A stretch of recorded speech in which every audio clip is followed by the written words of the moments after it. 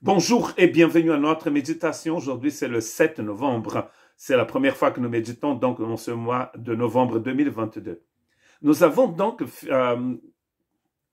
eu une méditation sur notre chaîne à la fin du mois d'octobre qui parlait de l'importance du trône du Seigneur. Et quand le Seigneur est assis sur le trône, et parce qu'il est assis sur le trône tout le temps, les nations tremblent, les peuples tremblent, tout l'univers tremble. Aujourd'hui, nous continuons donc de lire dans Apocalypse chapitre 4, versets 2 à 4. Aussitôt, je fus saisi par l'Esprit, et voici, il avait un trône dans le ciel.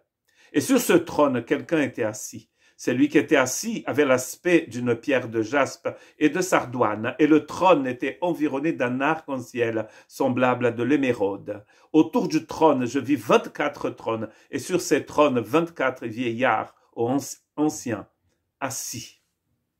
Qui sont en fait ces 24 anciens? 24, c'est multiple de 12, ainsi que 144 000.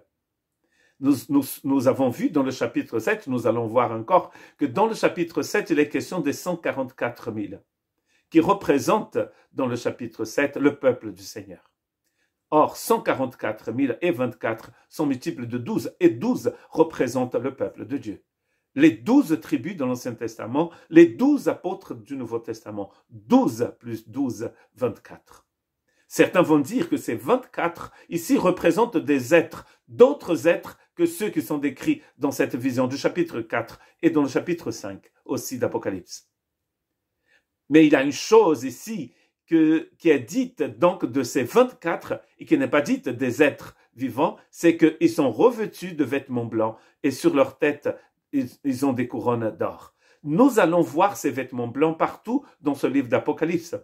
Mais avant de continuer à parler des vêtements blancs, je voudrais lire dans Ésaïe 24, 23. La lune sera couverte de honte et le soleil de confusion, car l'Éternel des armées régnera sur la montagne de Sion et à Jérusalem, resplendissant de gloire en présence de ses anciens. Et nous trouvons ici, dans cette vision apocalyptique d'Ésaïe, le Seigneur qui règne sur le mont Sion, comme nous allons voir d'ailleurs aussi dans Apocalypse 14, où l'Église et l'agneau sont sur le mont Sion. Or, le mont Sion ici est aussi associé à Jérusalem. Dans Apocalypse, la nouvelle Jérusalem aussi est associée au mont Sion.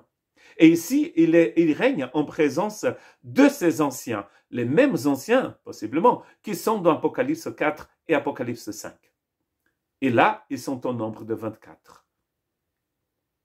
Apocalypse chapitre 7, 14 nous parle alors de ces vêtements. Je lui dis, mon Seigneur, tu le sais. Et il me dit, ce sont ceux qui viennent de la grande tribulation. Ils ont lavé leurs robes et ils les ont blanchis dans le sang de l'agneau. Ici, nous voyons que ceux qui sont en présence, dans le chapitre 7, il est question de 144 000, donc ces 144 000 qui sont devant le trône de l'agneau sont vêtus des vêtements qui ont été lavés dans le sang de l'agneau. Dans Apocalypse 19, nous allons trouver donc l'explication de ces robes, parce que dans le chapitre 19, nous parlons alors, Apocalypse parle des noces de l'agneau.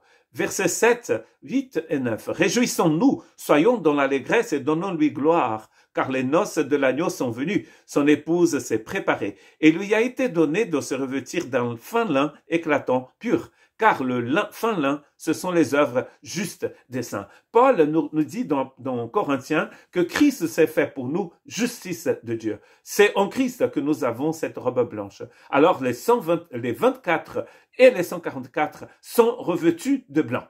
Dans le chapitre 7, dans le chapitre 4 et ici, dans le chapitre 19, ils sont revêtus de fin lin éclatant, des vêtements blancs. Ces vêtements blancs représentent la justice de Dieu.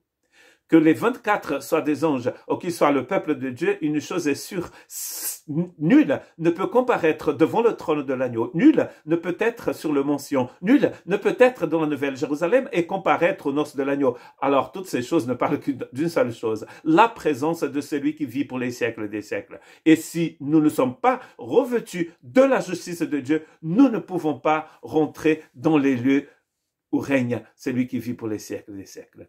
Que Dieu vous bénisse.